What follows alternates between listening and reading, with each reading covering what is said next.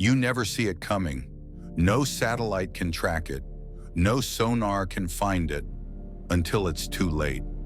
Beneath the frozen roof of the Arctic, a steel giant moves in absolute silence. It is larger than any submarine the world had ever imagined, its presence alone rewriting the rules of naval warfare. The West calls it Typhoon. The Soviets call it Akula. The world knows it by only one truth: it is untouchable. Born in the deadliest chapter of the Cold War, the Typhoon-Class Submarine was not built to fight battles. It was built to end them before they began. With enough nuclear warheads to erase entire continents, it could vanish under the ice for months, waiting for a single command. To NATO, it was a nightmare they could never catch. To Moscow, it was the ultimate card on the table, a silent promise that any strike on the Soviet Union would mean instant, unstoppable retaliation. This is not just a story about steel and engineering. This is the story of the steel shark that stalked the oceans, rewrote the balance of power, and made the West fear what it could never see. The Cold War was not just fought in the skies or across borders. It was waged in the deepest, darkest corners of the ocean. And in the 1970s, those depths became the new front line. The United States had perfected its fleet of ballistic missile submarines, silent killers armed with Trident missiles, capable of launching nuclear strikes from anywhere in the world. They could hide in the world's oceans, immune to a first strike, guaranteeing the U.S. a second strike capability that tilted the nuclear balance in their favor. For the Soviet Union, this was an unacceptable vulnerability. Their older submarines were noisy, easier to detect, and lacked the endurance to stay hidden for long. In the brutal logic of deterrence, this meant that in the event of war, the U.S. could cripple Soviet nuclear forces before they had a chance to respond. The Kremlin needed a weapon that could erase this advantage, something so powerful, so survivable, that even the thought of attacking the Soviet Union would be madness. That answer came in the form of Project 941, the Typhoon-Class Submarine. It would be unlike anything ever built, bigger than any submarine before or since, with two pressure hulls side by side, able to withstand the crushing depths and ice-covered waters of the Arctic. This was not just a submarine, it was an underwater fortress. With the Typhoon, the Soviet Navy could station its most powerful missiles in the Arctic's frozen sanctuary, far beyond the reach of NATO's anti-submarine warfare. Beneath the ice, hidden from satellites and patrol aircraft, it could wait, patient, silent, and deadly. To the West, it was the ultimate ghost. To the Soviets, it was the guarantee of survival. And in the shadowy chessboard of the Cold War, survival was the only victory that mattered. On the frozen shores of the White Sea, in the shipyards of Severodvinsk, the Typhoon began to take shape. This was no ordinary construction. It was a project cloaked in secrecy, where even workers were told only what they needed to know. Inside massive covered docks, steel giants rose piece by piece. The double-pressure hulls, each the size of a separate submarine, were welded side by side, a radical design never attempted on this scale.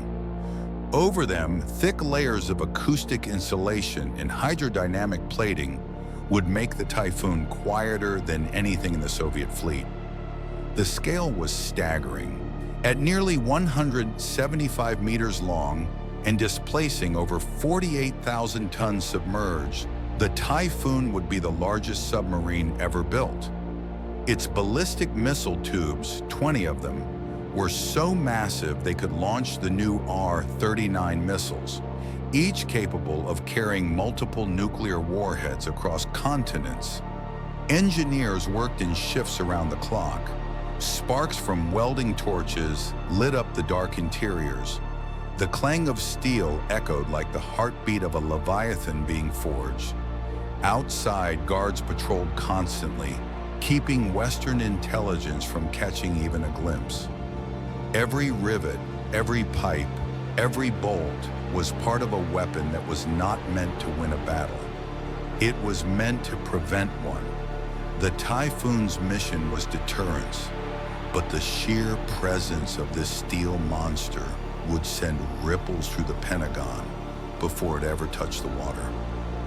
The West had never faced anything like it, and the Soviets intended to keep it that way. On launch day, Severodvinsk was shrouded in icy mist. Beneath a massive tarpaulin, the Typhoon's hull trembled as the final locks were released. Inch by inch, the steel giant slid into the water, sending a wave powerful enough to shatter the ice along the shore. There were no cheers, no parades. This was not a vessel meant for display. It was born to disappear. As it left the pier, the crew stepped into a world unlike any other, an interior as vast as a skyscraper laid on its side, complete with a swimming pool, gym, and storerooms stocked for months beneath the sea. After brief surface trials, the Typhoon began its first mission, to dive beneath the Arctic ice. Its advanced sonar and navigation systems allowed it to glide in silence, weaving through a labyrinth of ice sheets meters thick, leaving no trace. From the frigid depths, 20 R-39 ballistic missiles stood ready, each capable of turning a city into ash within minutes. But the Typhoon's purpose was not to strike immediately. It was to remind every adversary that such a strike was always within reach. When it slipped beyond the reach of satellites and patrol planes, only one unsettling truth remained for the West. No one knew where it was or when it might return. From the moment the Typhoon disappeared beneath the Arctic ice, NATO's most advanced tracking systems lit up with urgency. The West deployed its best tools, satellite surveillance, SOSUS underwater listening arrays, and fast attack submarines to shadow the steel leviathan. But the Typhoon was unlike any target they had hunted before. Its double-hull design, sound-dampening technology, and massive size made it paradoxically quieter than many smaller subs. To sonar operators, it was like chasing a ghost. One moment a faint signature, the next, nothing. In war rooms across Washington and London, analysts pored over fragmentary data, a sudden spike of low-frequency noise here, a faint thermal trail there. But each lead dissolved into the vast shifting chaos of the ocean.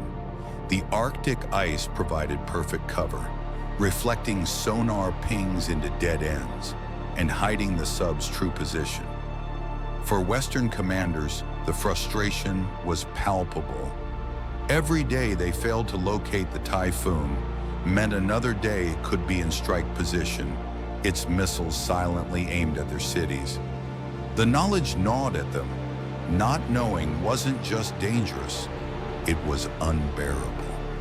And somewhere under thousands of tons of ice, the Typhoon moved slowly, deliberately, knowing that in this silent hunt, the hunter had become the hunted. Beneath the frozen ceiling of the Arctic Ocean, the Typhoon lay in patient silence. It was not hiding out of fear. It was waiting for a signal that could, in a matter of minutes, change the balance of the world. Inside the control room, dim red lights cast long shadows over the crew. Every man aboard knew his role. Every movement was deliberate. The air was thick with the hum of machinery and the muffled creak of shifting ice above. Here, time moved differently, measured not in hours, but in orders received. The Typhoon's strategic advantage was not just its stealth, but its position. From under the ice, its missiles could reach virtually any target in the northern hemisphere. And with the Arctic acting as a near impenetrable shield, the sub could lurk for weeks, even months undetected. For the West, the uncertainty was maddening. Was it still there? Had it moved? Was it already in position to strike? For the men inside the Typhoon, the answer didn't matter. They would wait as long as needed, because in the silent chess game of the Cold War, patience was a weapon. And under the ice, the Typhoon was holding the final move. In the shadow war of the Cold War, the Typhoon was more than a submarine. It was the Soviet Union's last card, hidden deep within the ocean's cold embrace.